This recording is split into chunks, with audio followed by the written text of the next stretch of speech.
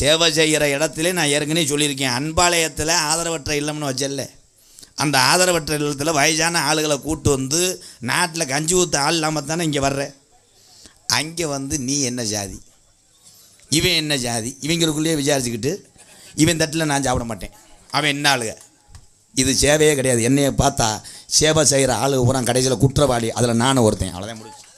நடக்குதா இல்லையா? 4 வீடு கட்டி கொடுத்தேப்பா, இந்த வீடியோ நல்லா இருறா. 4 குடும்பத்துக்காக. அண்ணே எல்லோரும் கேட்கணும்னே, அண்ணே இருண்ணே நான் சொல்கிறேண்ணே. அந்த அழகுமலையாக கழிச்சிரு காளிமுனியா சத்தியமாக உண்மை. 4 வீடு கட்டி கொடுத்தேன் 4 குடும்பத்துக்கு. களவம் சூத்தியம்பட்டி கிராமத்தார்களை தான் முத நாளே வந்து 50 வேலையும் பார்த்தவங்க, அவங்களுக்கு தெரியும். இந்த நிற்கிறாங்க களவம் சூத்தியம்பட்டி. உங்கள் பாதத்துக்கெல்லாம் நன்றி அண்ணே. நான் உண்மையை சொல்லணும்னே, 4 வீடு கட்டி கொடுத்தேன். கண் தெரியாத ஒரு குடும்பத்துக்காக ஒரு வீடு கொடுத்தேன். நான் நாடகத்துக்கு வந்துட்டேன்னே.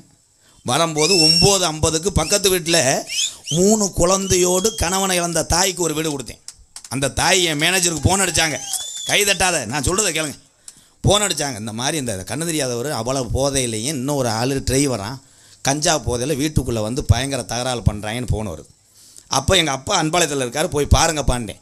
எங்கள் அப்பா போய், ஏண்டா பார்வை தெரியாத நீ, உனக்கு 41 லட்சம் என் பிள்ளை கூத்தாடி கட்டின வீட்டில் கொடுத்தா என்னடா செய்கிற அப்படின்னா, எங்கள் அப்பாவை நீ யாரான்னு தள்ளி விட்டேன். அந்த ஆள் எங்கள் அப்பா அழுதுட்டார்.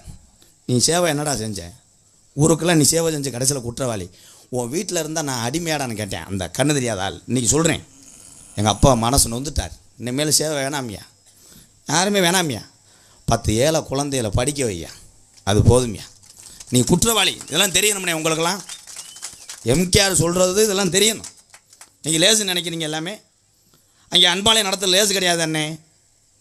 அங்கே இருக்கிற ஆள் ஊரம் ஜாதியை பார்த்து பழகிறேன். வயசான காலத்தில் உனக்கு என்னையா ஜாதி, சாதி உன்னை காப்பாற்றுமா, நீ என்ன ஜாதி நீ என்ன ஜாதி விசாரிச்சுட்டு அவங்ககிட்ட பேசுகிறது கிடையாது. 2 பெரிய ஆள் ஒரே ஜாதி இருந்தால் இங்கிட்டு சேர்ந்துக்கிறது, இங்கிட்டு தனியாக உட்காந்துக்கிறது, இதுதான் தேவையில்லை. 10 ஏழை குழந்தைகளுக்கு வண்டியை சைக்கிளை படிக்க வைக்கிறேன், உயிர் உள்ள வர ஏதாவது ஒன்று செய்கிறேன், எல்லோரும் நல்லா இருங்க. ஏன்னா மன வேதனை அவளை இருக்குது. பெத்த தாய் போய் மன வேதனை அடைஞ்சு எங்கள் அப்பாலாம் அப்படி பார்த்தது. எங்கள் அப்பா அவளை கண் கலங்குறார். நீ இவ்வளோ தூரத்துக்கு எதுக்குடா செஞ்ச, 41 லட்சத்துக்கு அந்த வீடு கட்டியிருக்கேன், பூராமே கூத்தாடி நீங்கள் உழைச்சி 150 கொடுத்தீங்க எங்கள் அண்ணன் தம்பி காசு, இது பூராமே வீணாகாது. அதனால் பாட்டை பாடுவோம், மனசு வலிக்குது. இந்த தமிழ்நாட்டினுடைய கலாச்சாரங்கள் கம்ப்யூட்டர் காலத்துக்கு வேகமாக போய்கிட்டு இருக்கு. அப்போ எல்லாம் சித்தப்பா பெரியப்பா சொந்தக்காரங்க வரும்போது நானாக சின்ன வயசில் களிச்சேரி பஸ் ஸ்டாண்டுக்கு ஓடியாடுவேன். அப்போ பஸ்ஸில் ஆறுன்னு அடித்தாலும் இந்த பஸ்ஸுன்னு சொல்லிவிடுவாங்கடா, காலப்புல்லா காலப்புல்லா காலப்புல்லான்ட்டுவேன், வெள்ளப்பல்லா வளமல்லா வளமல்லா அப்படின்னா சுந்தரசன் வருது, செல்வம் பஸ் வருதுன்னு எங்கள் அப்பாலாம் ஓடுவார். உட்கார் உட்காரு. இப்போல்லாம் பஸ்ஸில் அப்போல்லாம் ஃப்ரீயாக இருக்கும்ப்பா. பஸ்ஸில் உட்காந்துட்டு அழகாக பார்த்தா, முதல்லாம் பஸ்ஸிலலாம் பீடிலாம் பற்ற வைப்பாங்க, பெரிய ஆளெல்லாம் பீடி பற்ற வைக்கலாம், சுருட்டு பற்ற வைக்கலாம். இப்போ பஸ்ஸில் இடம் இல்லை. காலையில் பார்த்தா பள்ளிக்கூடத்துக்கு பயலுங்க இந்தா இப்படி ஏறுனா பஸ்ஸில் இடம் இருக்குமா, ஏன்னா எனக்குன்னே வந்துச்சு. எங்கள் அண்ணன் தான் பெரியம்மா மையன் ஒரு சாமியை கும்பிடுவீங்க, என் சின்ன மாமாலத்தையும் அதை கட்டியிருக்கு. Super super. விளங்காப்பைய குடும்பத்தில் வெள்ளையடிக்க வந்தாங்களே 7 பேர். பள்ளிக்கூடத்து பையில பூரா படிக்கிறது தொங்குறேன். பாவம் தொங்கக்கூடாது ப்ரோ. ஒவ்வொரு தாய் தகப்பன் வயிற்றிலே நெருப்பை கட்டி 10 மாதம் சுமந்து நம்ம பிள்ளை நல்லா இருக்கணும்னு வேண்டக்கூடிய ஒரே தெய்வம்னா பெத்த தாய் தகப்பன் தான். பள்ளிக்கூடம் செல்லக்கூடிய, காலேஜ் போகக்கூடிய, வேலைக்கு போகக்கூடிய உறவுகளே, ஒரு பேருந்திலே அதிகமாக கூட்டம் இருந்தால் நீ ஏற வேணாம், ஏன்னா பாதுகாப்பு இல்லை. 50 பேர் தொங்குறேன். அப்படி தான் ஒரு பிள்ளை கை வலிக்கிருச்சு. பக்கத்தில் ஒரு காலேஜ் பிள்ளை மசுரை பிடிச்சிட்டேன், கீழே விழுந்துட்டேன். அவள் ஒட்டு மசுரை வச்சுருக்கா தெரியும், மண்டையோடு கலச்சி. 60 பேர் தொங்குறேன். 61வது ஆள் யாருன்னு பார்க்குறேன், கண்ட்ரேட் தொங்குறேன். புரிஞ்சுட்டேன். வேகத்தடர் விழுந்து ஆலங்குடியில் விழுந்தவனை போய் புதுக்கோட்டையில் போய் கேட்குறேன், டிரைவர் அசோக்கு டிக்கெட்டு போட்டியா? அவன் சொன்னேன் கடைசி டிக்கெட்ரா, வேலையை வேணா ஒரு மயிறு வேணா, நான் செம்பரியாட்டு புழுக்காலில் போகிறேன்டா. விழுந்து இதெல்லாம் நகைச்சுவை அவங்களுக்கு தெரியும். என்ன நகைச்சுவை, மயிறு நகைச்சுவை உங்களை சிந்திக்க வைக்கிறேன். எங்கள் அண்ணன் தம்பி எனக்கு வேணும்ப்பா. இந்த கோமாளி இன்னைக்கு நடிச்சிட்டு நான் போயிடுவேன், என்னை நீங்கள் கோமாளி தான் பார்ப்பீங்க. நான் கோமாளியே இல்லை. அதுக்கும் சிரிக்கிறாங்க. அதனால தமிழ்நாட்டுக்காரன் அகராதி மயிர்னு வச்சுருக்கேன். ஒரு இடத்துக்கு போவோம்னா போகிறேன்னு சொல்ல மாட்டேன், போவோம்ல. சாப்பிடுங்க, சாப்பிடுவோம்ல. நீ என்ன சொல்கிறது? எதுவுமே அகராதியாக பேசாட்டே அவனுக்கு தூக்கம் வராதான்ப்பா. சொல்லித்தான் பாரு. வெளிநாட்டில் ஒரு முதலாளி சிங்கப்பூரில் தமிழ்நாட்டுக்காரனை கூப்பிட்டு 2 அறை விட்டுருக்கார். விட்டவொடனே படக்குன்னு போயிட்டேன்ப்பா, அழுதுகிட்டேன்.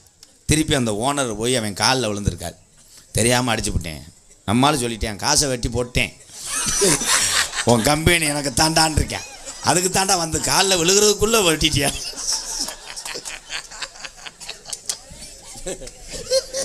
அதாட தமிழ்நாட்டுக்காரன் கொலையை அத்துருவேன். இப்போ பொம்பளையால் ஊரம் எல்லா ஜாமியும் ரெவடி ஆக்கிட்டாங்கப்பா. போய் கருப்பன் கோயிலெலாம் போய் நேர்ந்துக்கிட்ட ஆளுகள்லாம் என்ன நேர்ந்துக்கிறேன், கருப்பா என் குடும்பம் நல்லா இருக்கணும், குழந்தை நல்லா இருக்கணும், இந்த ஊர் ஜனம் நல்லா இருக்கணும், ஊர் ஒற்றுமையாக இருக்கணும் அப்படின்லாம் நேர்ந்துக்கிறது கிடையாது. போய் கருப்பன் கோயிலில் போய் நேர்ந்துக்கிறேன், கருப்பா என்ஃபீல்டு 170 சொல்கிறாங்கடா இல்லைப்பா, நீ தான் காத்து கொடுக்கணும். ஆமாம், அவர் தானே ஒர்க் ஷாப் வச்சுருக்காரு. பொம்பளைய ஊரம் போய் மாஜானியம்மன் கோயிலில் போய் பொம்பளைய ஊரம் மிளகா அரைச்சி அப்புடுது. இங்கிட்டு மாமியா என் மருமக என்னை எதிர்த்து பேசுகிறேன், ஆத்தா ஏதோ என்னால் முடிஞ்சது 3 கிலோ மிளகா,